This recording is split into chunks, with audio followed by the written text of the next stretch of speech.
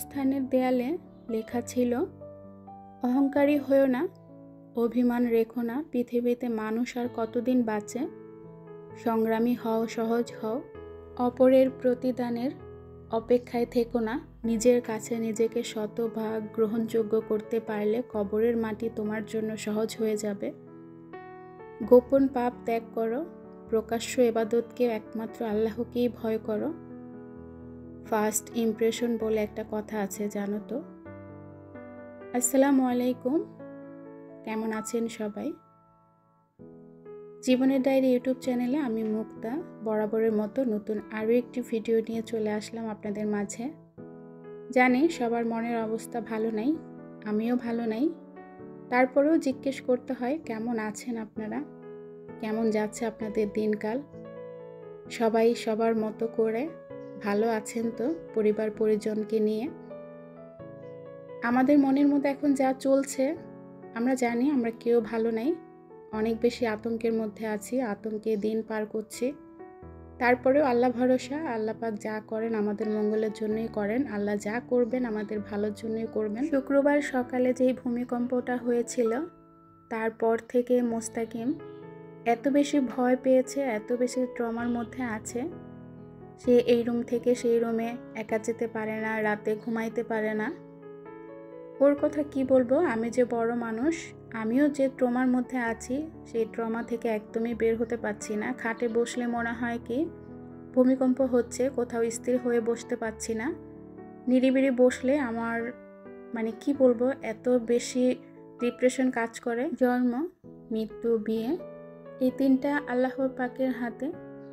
আর আল্লাহ পাক যেদিন আমাদেরকে পৃথিবীতে পাঠিয়েছেন সেদিনই নির্ধারণ করে রেখেছেন কবে আবার এই পৃথিবী থেকে নিয়ে যাবেন। তো নিজের জন্য কখনোই ভয় পাই না, যেহেতু দুইটা বাচ্চা আছে, ওরা খুব ছোট, ওদের জন্য ভয় পাই। আর আপনাদের সাথে শেয়ার করেছি ছোট্ট একটা ভিডিওর মাধ্যমে যে আমার বাসায় রুমগুলোতে কীরকম ফাটল ধরেছে, ছোট ছোট ফাটল হলেও ভয়টা অনেক বেশি, অনেক মারাত্মক ভয়ের মধ্যে আছি। শুধু যে আমাদের রুমে ফাটল ধরেছে তেমন না, পাশের ফ্ল্যাটের ভাবিদের রুমেও ফাটল ধরেছে। তো এই নিয়ে দেখা যায় কি ঢাকায় আসার পর আমাদের বেশ কয়েকবার রুম পাল্টানো হয়েছে। আমরা যখন এই বাসায় এসেছিলাম ভেবেছিলাম কয়েক বছরের মধ্যে আর বাসা পাল্টাবো না। তো এই বাসায়ও এসেছি প্রায় 5 বছর হয়েছে, বাসা পাল্টানোর ইচ্ছা ছিল না। এখন দেখছি এই বাসায় থাকাটা অনেক বেশি রিস্ক হয়ে যাচ্ছে, বাচ্চাদের কথা ভেবে হলেও বাসাটা এখন আমাদের পাল্টাতেই হবে। গ্রামে থাকতে পারতাম, গ্রামের পরিবেশ, গ্রামের সব কিছুই আমার কাছে ভালো লাগে। ঢাকা শহরের এই কোলাহল, এই যানজট, এই কি বলবো আতঙ্কিত জীবন আমার কিছুই ভালো লাগে না। মাঝে মধ্যে মন চায় যে গ্রামে চলে যাই, শুধু বাচ্চাদের কথা ভেবে, মোস্তাকিমের বাবার কথা ভেবে এখানেই থাকতে হয়। তো এই ভূমিকম্পের পর মোস্তাকিমের বাবা বলছে যে এখন আমরা টিন সেট বাসা নিব, আর এরকম বিল্ডিংয়ে থাকবো না। কিন্তু আসলে ঢাকা শহরে এখন টিন সেট বাসাগুলো বা একতলা বাসাগুলো পাওয়াটা খুবই মুশকিল। আসলে মহল্লার মধ্যে খুঁজলেও একটা টিন সেট কিংবা একতলা বাসা পাওয়া যাবে না। সবাই টিন সেট, একতলা এগুলো ভেঙে বড় বড় বিল্ডিং তৈরি করছে। তারপরও চেষ্টা করব ভালো একটা বাসা খোঁজ করার। আর বাসা খোঁজা যে কী যে কষ্ট, কী যে প্যারা, যারা বাসা পাল্টান তারাই জানেন। ঢাকায় আসার পর এই নিয়ে আমরা 8 বার বাসা পাল্টেছি। তো আসলে ভাড়াটিয়া বাসায় অনেক বেশি ঝামেলা থাকে, সব কিছুই আমাদের মনের মতো হয় না, কিছু না কিছু ঝামেলার কারণে আমাদেরকে বাসা পরিবর্তন করতেই হয়। তো এই বাসায় আসার পর বাড়িওয়ালা খুব বেশি ভালো, আমরা আসার পর কোনো কিছু নিয়ে আমাদের সমস্যা হয় নাই। তাই ভেবেছিলাম কখনো বাসাটা পাল্টাবো না, যতদিন থাকতে পারি এই বাসায় থাকবো। তো এখন দেখছি এই বাসায় বেশি দিন থাকা সম্ভব না। তো বাচ্চাদের যেহেতু পরীক্ষা, এখন পরীক্ষা শেষ হলে আবার আমাকে ঝটপট করে বাসা খুঁজতে হবে, বাসাটা পাল্টাতে হবে। তো যাই হোক, অনেক কথা বললাম, কথার ফাঁকে ফাঁকে কিন্তু কাজকর্ম করেছি। এই ভিডিওটা বেশ কিছুদিন আগের, যেহেতু মন ভালো না, ভিডিও করতে ইচ্ছে করছে না, ভয়েস দিতে ইচ্ছে করছে না, তাই আপনাদের সাথে এই ভিডিওটা শেয়ার করা হয়নি। সব কিছু রেডি করা থাকলেও ভয়েসটা দিতে একদমই ইচ্ছে করছিল না। সকালবেলা নাস্তা করে তারপর মেয়ের রুমটা খুব সুন্দর করে গুছিয়ে নিলাম। এখন যেহেতু হালকা হালকা ঠান্ডা পড়েছে, তাই একটা কমফোর্ট বের করে কমফোর্টটা যেখানে রোদ থাকে সেই জায়গায় ভাঁজ করে দিয়ে রাখলাম, মাঝখানে আবার একটু উল্টে দিব। আমাদের যেহেতু ছাদ বন্ধ থাকে, তাই আমরা তেমনভাবে কোনো কিছু রোদ্রে দিতে পারি না। জানালা দিয়ে যতটুকু রোদ পাই ওরই মধ্যেই দেখা যায় মাঝে মধ্যে কাঁথা, বালিশ, কম্বল একটু একটু দিয়ে গরম করে নিই। তো রুমটা গুছিয়ে চলে এসেছিলাম দুপুরে রান্না বাড়ার আয়োজন করতে। আপনাদের ভাইয়া গতকাল রাতে কিছু তরকারি নিয়ে এসেছিল, তার সাথে ছিল লতি। যে লতিগুলো কাটতে আমার অনেক বেশি বিরক্ত লাগে, তবে খেতে অনেক মজা লাগে। তো লতিগুলো কাটছিলাম, এরই মধ্যে দেখি আপনাদের ভাই আমাদের জন্য সিঙ্গারা আর সমোসা নিয়ে এসেছে। তো দুই যা মিলে সমোসা সিঙ্গারা খেলাম। সোহানা মুস্তাকিম স্কুলে আপনাদের ভাইয়ার মার্কেট বন্ধ ছিল 2 দিন। তো নতুন যাকে কাজ শেখাচ্ছি, যদিও সে তেমন একটা কাজ পারে না। আসলে এখনকার মেয়েরা তেমন একটা কাজে আগ্রহী না, আমার মেয়েকে দিয়েই তো আমি বুঝতে পারি। তো সেজন্য ওকে বলছিলাম তুমি ধনিয়া পাতাগুলো বাছো আর এদিকে আমি তরকারিগুলো কেটে নিই।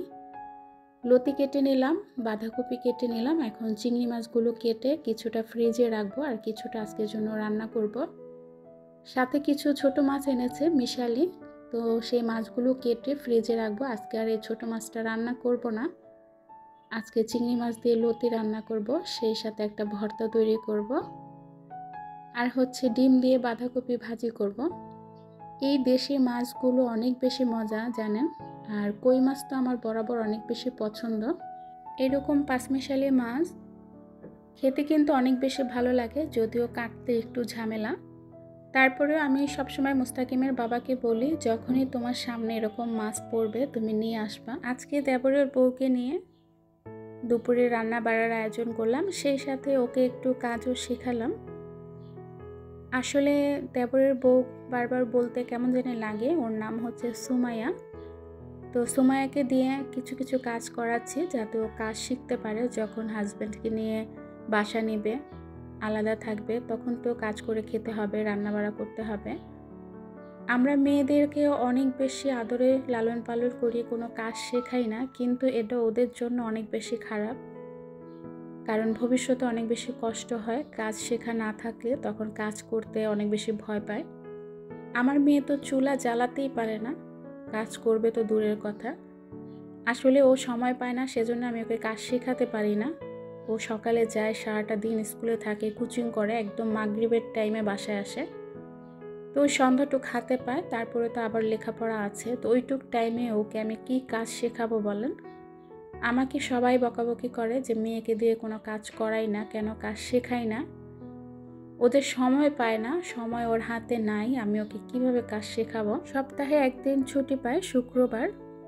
ওই দিনটাতে দেখা যায় কি টুকিটাকি সংসারের কাজকর্ম করে, যেমন ঘরটর গুছায়, ওর রুমটা গুছায়, আমাদের রুমগুলো গুছায়, ঘর ঝাড়ু দেয়। তারপরে দেখা যায় স্কুলের বোরখা, হিজাব, ওর কিছু কাপড় ময়লা থাকলে সেইগুলো ধুয়ে দেয়। তো আমি মনে করি কি যে এখন যে মেয়েরা পড়াশোনা করে ওদেরকে সংসারের কাজের মধ্যে না আনাই ভালো, চাপ না দেওয়াই ভালো। লেখাপড়া করুক, সংসারের কাজ শেখার সময় আছে। আপাতত আমি যেহেতু চাচ্ছি আমার মেয়ে অনেক লেখাপড়া করবে, নিজের পায়ে দাঁড়াবে, তারপর অনেকে তো আছে অল্প বয়সে মেয়েদের বিয়ে দিয়ে ফেলেন। আসলে আমি এটার মধ্যে একদমই একমত না। আমার মেয়েকে নিয়ে আমি অনেক বেশি স্বপ্ন দেখি, জানি না আল্লাহ পাক সেই স্বপ্নটা পূরণ করবে কি না। স্বপ্ন দেখতে তো দোষ নাই, আর আমার মেয়ে বলে বলছি না, এখনকার যুগে আমার মেয়েটা অনেক বেশি ভদ্র, অনেক বেশি ভালো। যাই হোক, অনেক কথা বললাম, চলে আসলাম দুপুরের রান্নায়। বাঁধাকপিটা আগে ভাপ দিয়ে নিয়েছি, তারপরে এখন ভাজি করে নেব। আপনাদের সাথে শর্টকাট রান্না শেয়ার করছি, কারণ সিলিন্ডারে রান্না করি তো এখানে ভিডিওটা তেমন একটা সুন্দর দেখায় না, কেমন জানি একটা কালো কালো ওঠে, ভাল লাগে না দেখতে। এই জন্য আপনাদের সাথে অল্প সময় মানে শর্টকাটে শেয়ার করেছি। তো এইদিকে ভাজিটা হয়ে গিয়েছে, ধনিয়া পাতা দিয়ে দিলাম। আর এখন যেহেতু নতুন নতুন বাঁধাকপি, ফুলকপি এগুলো খেতে কিন্তু অনেক বেশি ভালো লাগবে। যখন আস্তে আস্তে অহরহ মানে বের হয়ে যাবে, বাজারে অহরহ পাওয়া যাবে, তখন কিন্তু দেখবেন এতটা ভালো লাগবে না খেতে। আমার কাছে মনে হয়, জানি না আপনাদের কাছে কেমন লাগে। যখন বাজারে নতুন নতুন সবজিগুলো বের হয় ঠিক তখনই আমার খেতে অনেক বেশি ভালো লাগে, তারপরে আর এতটা ভালো লাগে না। এমনিতেও আমরা সবজিটা খুব কম খাই, বাচ্চারা তো একদমই সবজি পছন্দ করে না। তো এদিকে কিন্তু ভাজিটা হয়ে গিয়েছে, তারপরে কিছু টাকি মাছ ভেজে নিলাম। টাকি মাছটা হাতে মেখে ভর্তা বানাবো। টাকি মাছের ভর্তা আপনাদের ভাইয়া অনেক বেশি পছন্দ করে, তো ওনার জন্যই বানাচ্ছি। উনি যেহেতু বাসায় ছিলেন 2 দিন, তো পুরুষ মানুষ বাসায় থাকলে দুপুরের রান্নার আয়োজনটা একটু ঝটপট করতে হয়, কারণ তাদের সময়ের মধ্যে খাবারটা দিতে হয়। আরেকটা সত্যি কথা বলি, আমার কাছে মনে হয়, জানি না আপনাদের কাছে কি মনে হয়, যদি আমার সাথে একমত থাকেন তাহলে কমেন্টসে জানাবেন। পুরুষ মানুষ বাসায় থাকলে না কাজের বরকত পাই না, কেমন জানি কাজ করতেই থাকি, কাজ শেষই হয় না। আর যখন পুরুষ মানুষ সকালে টাইমে চলে যায় তাদের কর্মস্থলে, তখন দেখবেন কি কাজ করে আমরা অনেকটা সময় রিল্যাক্সে থাকতে পারি, শুয়ে বসে কাটাতে পারি। জানি না কার কার এরকম হয়, তবে আমার কাছে এরকম হয় যখন আপনাদের ভাইয়া বাসায় থাকে আমি কোনো কাজেরই বরকত পাই না। তো যাই হোক, এখানে চিংড়ি মাছগুলো ভেজে নিচ্ছি। চিংড়ি মাছ দিয়ে লতি দিয়ে রান্না করব। আসলে ছোট চিংড়ি মাছ দিয়ে লতি রান্না করলে বেশ ভালো লাগে, কারণ ছোট চিংড়ি মাছের একটা ফ্লেভার আছে, যে ফ্লেভারটা পুরো লতিতে ছড়িয়ে যায়, খেতে অনেক ভালো লাগে। এরই মধ্যে ভর্তাটাও বানানো হয়ে গিয়েছে, আর ভর্তাটা দেখতে যেমন লোভনীয় হয়েছে, খেতেও কিন্তু বেশ মজার হয়েছিল। কাঁচা পেঁয়াজ, ধনিয়া পাতা আর হচ্ছে শুকনো মরিচ আর সরিষার তেল দিয়ে হাতে মেখে ভর্তাটা করেছিলাম। আমরা যেভাবে ইলিশ মাছের ভর্তা বানাই, ইলিশ মাছের লেজ ভর্তা করি, ঠিক সেইভাবেই এখানে টাকি মাছের ভর্তাটা করেছিলাম।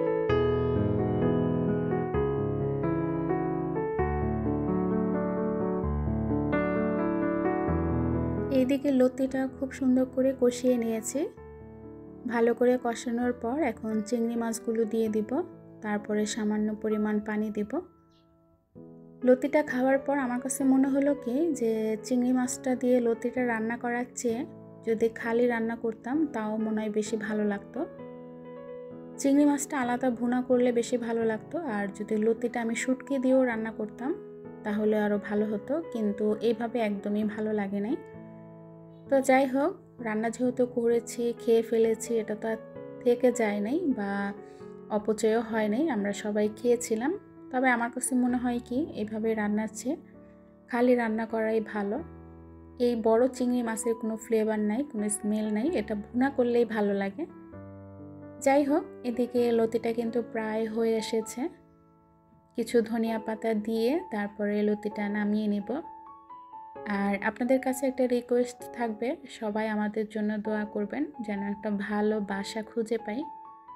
বাসা খোঁজাটা খুবই কষ্ট, যখনই মনে পড়ে যে বাসা খুঁজতে বের হতে হবে তখনই অনেক বেশি খারাপ লাগে, একটা ক্লান্তি চলে আসে। এতদিন তো আসলে খুঁজবো করে একটা অলসতা ছিল, কিন্তু এখন বাধ্যতামূলক আমাদের বাসাটা পাল্টাতেই হবে, নতুন করে বাসা খুঁজতেই হবে। ভিডিও শেষে এসে আপনাদের কাছে একটা অনুরোধ রইল, কাছের মানুষ কিংবা দূরের মানুষ, আপনারা যদি আমার কোনো কথায় কখনো কষ্ট পেয়ে থাকেন আমাকে সবাই ক্ষমা করে দিবেন প্লিজ। হতে পারে এটাই আমার জীবনের শেষ ভিডিও আপনাদের সাথে শেয়ার করা। বলা তো যায় না কখন কার জীবনে কি ঘটে যায়। আপনারা সবাই অনেক বেশি ভালো থাকবেন, সুস্থ থাকবেন, নিরাপদে থাকবেন, সবাই সবার প্রতি খেয়াল রাখবেন। তো আজকের ভিডিওটা এই পর্যন্তই। আমাদের জন্য দোয়া করবেন, আপনাদের জন্য রইল অনেক দোয়া। সবাই সবার জায়গা থেকে তওবা করি, আল্লাহর পথে ফিরে আসি। আল্লাহ হাফিজ, আসসালামু আলাইকুম।